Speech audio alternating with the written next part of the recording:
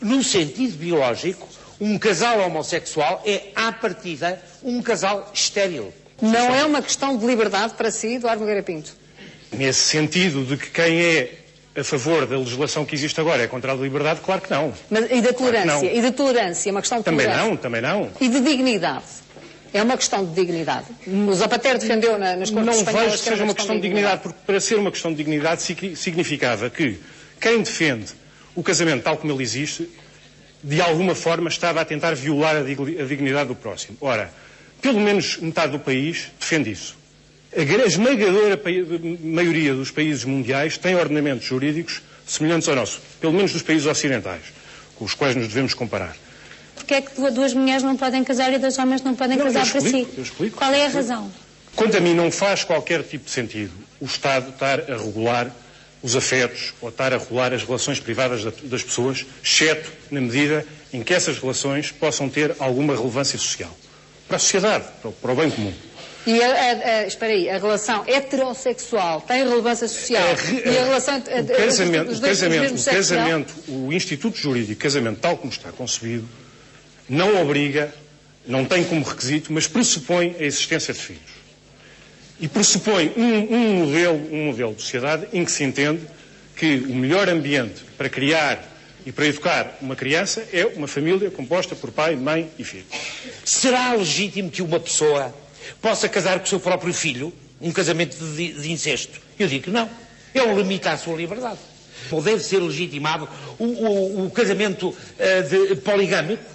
E eu digo não. Quer dizer, de facto, há limites reais que são postos nas nossas opções. E, como digo, eu tenho muitos amigos e conhecidos homossexuais com quem me dou muito bem. Apesar de eu não concordar com o chamado casamento de pessoas do mesmo sexo ou coisa que valha, em todo caso eu percebo que o Estado tem que respeitar. Mas tem que reconhecer que há ali uma realidade que antigamente não se reconhecia, não é apenas uma realidade viciosa, que tem que ser reconhecida. E por isso eu alegro-me que realmente as uniões de facto tenham já, digamos assim, um tratamento jurídico que eu acho muitíssimo correto. A única coisa que eu acho é que as uniões de facto, e que eu acho que devem trazer consequências patrimoniais, etc, portanto, mas o que não vou chamar a isso é um casamento. Eu vou chamar uma união, vou chamar um pacto, vou chamar... Muito bem. Quer dizer, não concordo, mas com certeza, mas respeito. Agora, não um casamento. Deixa-me só dizer-lhe uma coisa. Permita-me que não tenha por admissível qualquer analogia entre o amor homossexual e o amor incestuoso. Isto é, o direito, quando olha para o amor incestuoso, diz, e quando o proíbe, cometeste um erro. Se o direito condenasse, como já condenou e já criminalizou, o amor homossexual, diria, tu és um erro. Quando está a fazer analogia entre o amor incestuoso e o amor homossexual, está a pressupor que há qualquer coisa de errado no amor homossexual, e não há. Não, eu só estou a dizer, e foi por isso que fui buscar este caso, que o amor humano na sociedade tem limites. Vários. Disse esse como exemplo. Só que este não deve ter. Há outros que devem ter. Sim, há qualquer coisa de errado no amor homossexual ou não? É igual ao amor entre um homem e uma mulher. O amor entre um homem e um homem diferente. Não é igual, não é igual. Não é igual. É isso que impõe a Constituição. Eu não digo que não seja amor, mas não é igual. Não é, não. Não sei se a Bíblia impõe. A Constituição impõe. Não, mas ouça uma coisa. E o que estamos a falar aqui é de igualdade. Mais nada. Não é, mas é que tem que se tratar desigualmente as coisas desiguais. Na medida da diferença. Desiguais. Na medida da diferença. Na medida da diferença. E essa medida não existe. Existe, sim, senhora. Não existe, existe biologicamente fundamentada. Não existe. Mas em direito distingue-se uma coisa de uma pessoa. E dignifica-se a pessoa. E dignifica-se a pessoa. E a homossexualidade claro. Não é relevante para o conceito de pessoa. Se não é relevante, então para que casar? Então para que apela para o casamento? Não se diferencia para efeitos de acesso ao casamento. E se os homossexuais só se sentem dignos através do casamento, é triste isso, porque não precisam verdadeiramente de uma instituição que não lhes serve, que não foi criada para eles, pensada para eles, não precisam verdadeiramente de perverter na sua essência, um conceito para ter dignidade e para serem reconhecidos. Considera que é uma pessoas com perversão do conceito? Se fosse ao contrário, Considero que é uma não perversão Se fosse ao contrário, da não dizia. essência do conceito, do núcleo essencial do Porquê? conceito. Porque esse conceito assenta basicamente no nosso entorno cultural e civilizacional em 3 pilares, que são a monogamia, a exogamia e a diferença entre os sexos. E não podemos arbitrariamente tirar um desses pilares. E eu pergunto a mim mesmo e às pessoas que defendem o casamento entre pessoas do mesmo sexo, como é que um bissexual se pode realizar na sua orientação sexual se esse casamento não for com mais de uma pessoa? Olha, eles estão-se a rir. Na verdade, Eles estão-se a rir muito ali embaixo. Bissexualidade não é isso. Bissexualidade. na verdade o que se passa é o Deixa-me seguinte. só explicar o que é isso. Não sei Explicar uma se o coisa. Paulo ou a Fernanda ou um Posso deles. Vá. explicar? É que é assim, uma pessoa bissexual define-se por se sentir atraída por homens e por mulheres, Exatamente. não ao mesmo tempo. Não sei se percebeu.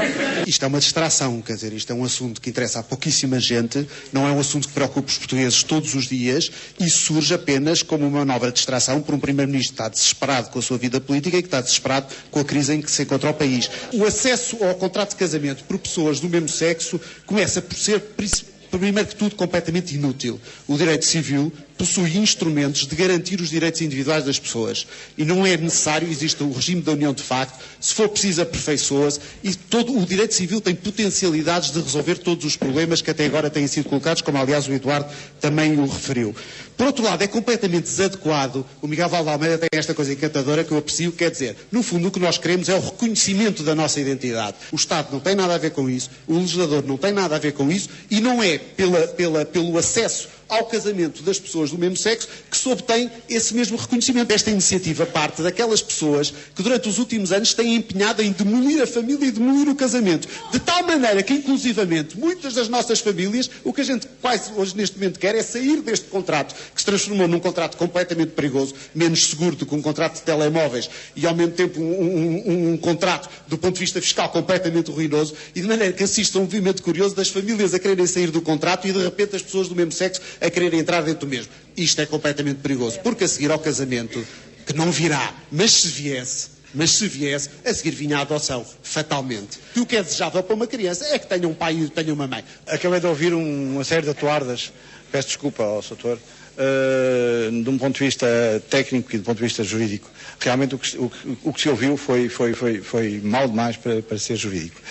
Foram subjetividades, foram preconceitos, foram indícios de homofobia e tantos medos. Medo do casamento é uma coisa perigosíssima, desfaz a família. É terrível para as crianças serem educadas por um casal homossexual, mas não é terrível estarem em instituições de acolhimento ou estarem entregues a tias ou a pessoas, no caso de custódia. Em relação a esta questão da discriminação, que há vários tipos de discriminação.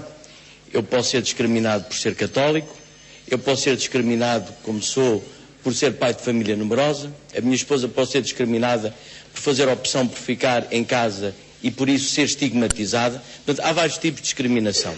Aceito que haja uma discriminação em relação aos homossexuais, em relação às lésbicas, aos gays. Isso acho que não é argumento suficientemente forte para refundir a lei do casamento. Está a pôr essas discriminações todas no mesmo pé? Ao mesmo pé. Eu nunca sugeri que se faça um contrato exatamente igual e se lhe chama outro nome, isso é uma hipocrisia. Eu nunca vou sugerir uma coisa dessas. Sugeri mudanças específicas na legislação. Relativamente à questão da adoção, e para que sejamos todos intelectualmente honestos, eu considero que a partir do momento em que se considera a união de 2 homens ou de 2 mulheres igual à união de um homem ou de uma mulher, não há como fugir à questão da adoção. Aí sim haveria uma discriminação se eu deixasse 2 homens casarem e não os deixasse adotar. Como a Fernanda disse bem, um homossexual solteiro pode adotar hoje em dia. Com que argumento jurídico é que eu vou dizer que não pode adotar se estiver casado conjuntamente com a pessoa com quem está casado? Parece-me, nesta discussão, e sobretudo quando ouço os argumentos daqui do lado, que nós estamos a discutir a aceitabilidade da homossexualidade. E isso não está aqui em causa, porque qualquer pessoa civilizada não põe em causa essa questão. Que está em causa. Nós estamos a discutir a família, pai, mãe, filho, como base da sociedade. Que eram anormais. Eu ouvi, toda a gente ouviu.